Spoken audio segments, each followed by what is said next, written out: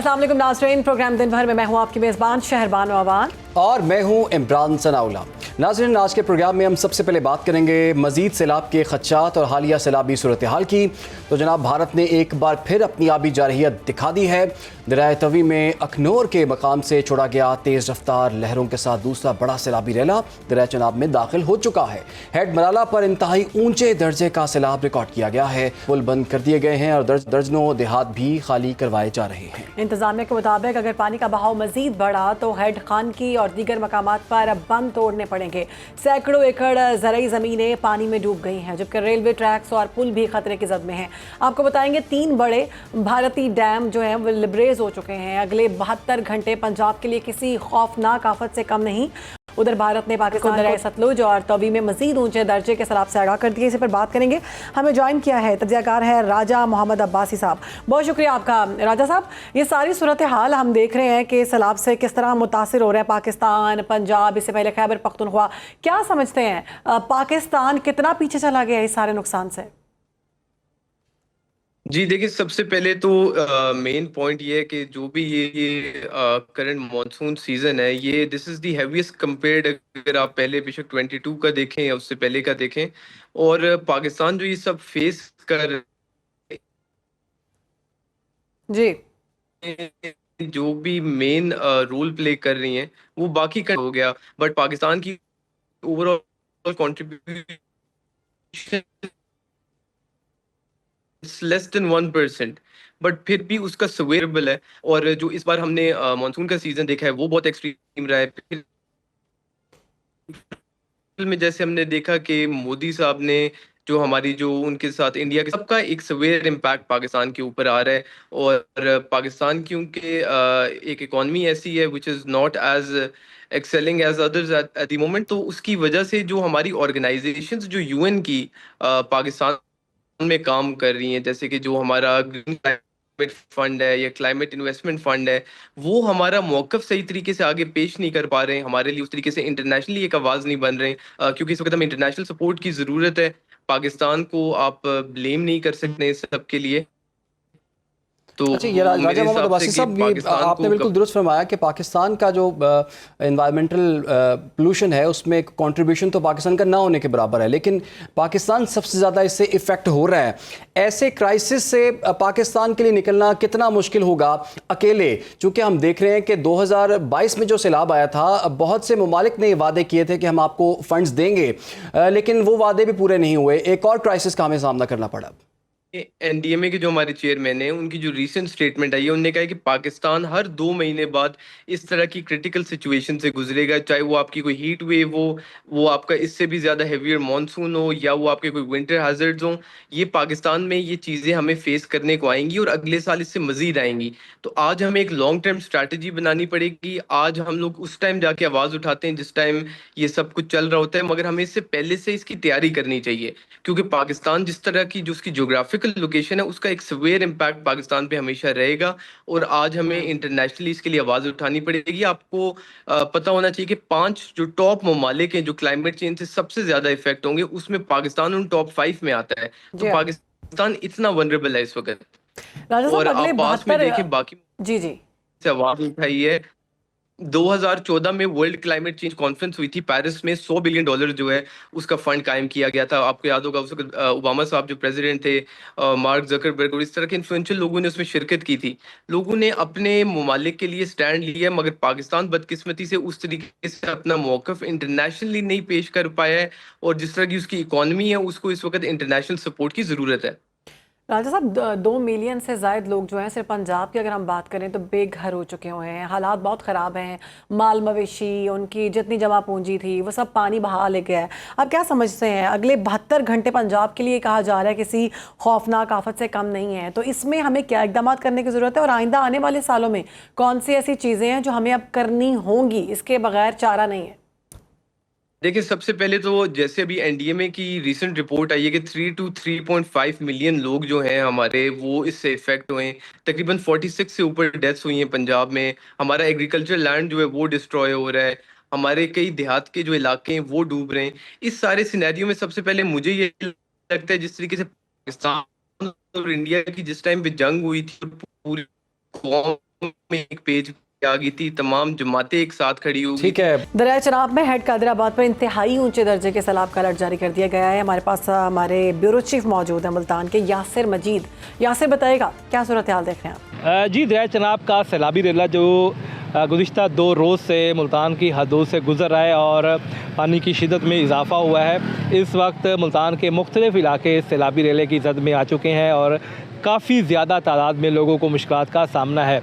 अगर हम सूरत हाल का जायज़ा लें तो ओवरऑल बंद बोसन से लेकर जलालपुर पीरवाला तक तकरीबन 150 किलोमीटर का इलाका है, जहाँ पर 138 मौज़ा जात हैं जो बहुत ज़्यादा मुतासर हुए हैं और 3.5 लाख के करीब आबादी इन इलाकों में मौजूद थी, जिनको इंतज़ामिया ने पहले से ही सैलाबी पानी से निकाल लिया था। लेकिन गुज़िश्ता रोज़ हमने देखा है जो बिल्कुल मुल्तान शहर के करीब सिकंदरी नाले करीब आबादियाँ थी, वहाँ पर भी पानी दाखिल हुआ। मुख्तलिफ़ मकामात पर फ्लड जो बंद हैं वो टूटने के वाक़यात पेश आए हैं। कुछ रोड भी इस रेले में बह गए, जिसकी वजह से मुख्तलिफ़ इलाकों का ज़मीनी राब्ता जो है वो शहर के साथ मुनक़ते हो गया था।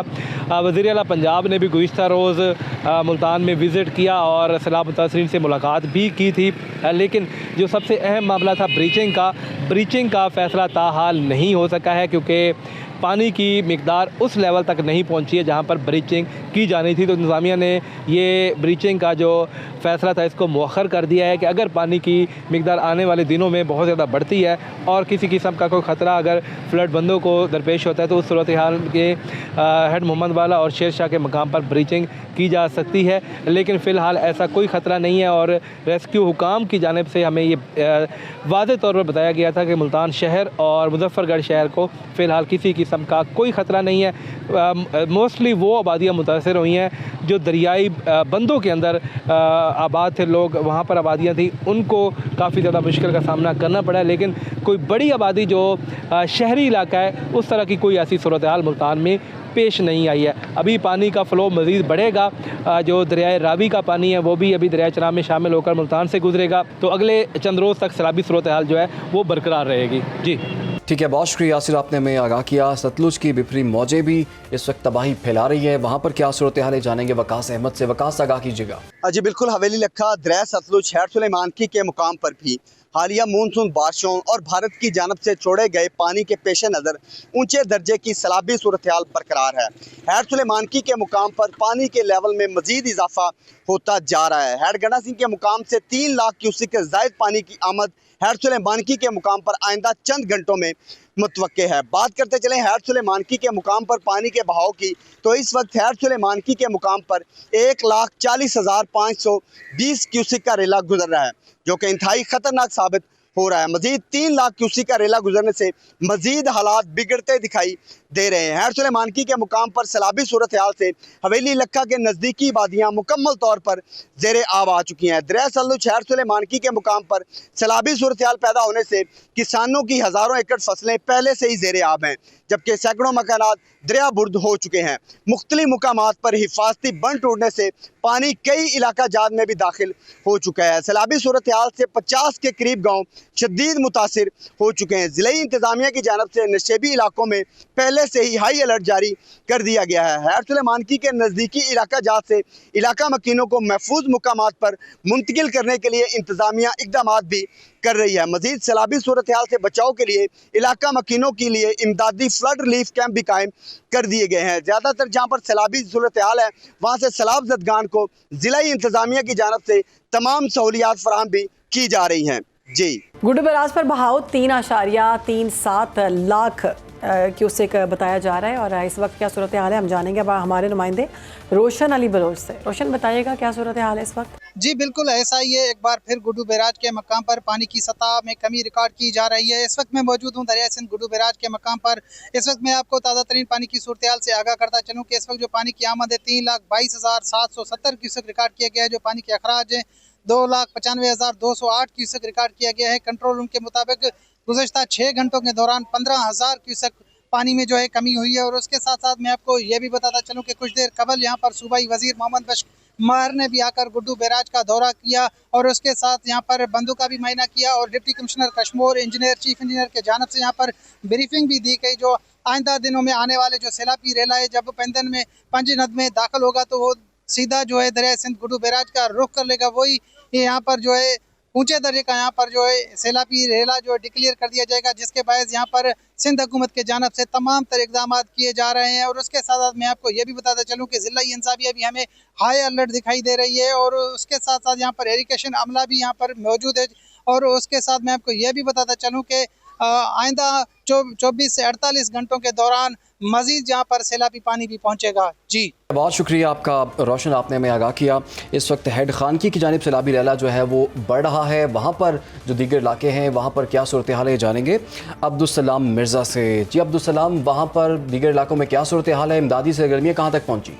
जी गुज़िश्ता 30 घंटों से गुजरात पानी पानी हो चुका है। दही इलाके सैलाब से मुतासर है, वहीं पर गुजरात में अर्बन फ्लड जो है वो शिद्दत इख्तियार कर चुका है। गुजरात की सड़कें नदी नालों का मंजर पेश कर रही हैं और गली मोहल्ले जो हैं वो दरियाओं का मंजर पेश कर रहे हैं। इस वक्त मैं गुजरात शहर के वस्त फवारा चौक में मौजूद हूँ, जहाँ पर कई कई फुट पानी है। दूसरी जानिब मैं अगर आपको बताऊं तो ये GTS चौक है, जहाँ से गुजरात का मेन चौक है, जहाँ पर जो शहरी हैं वो पैदल सफर करने पे जो है बस दूर जो है वो मुश्किलात का उनको सामना है।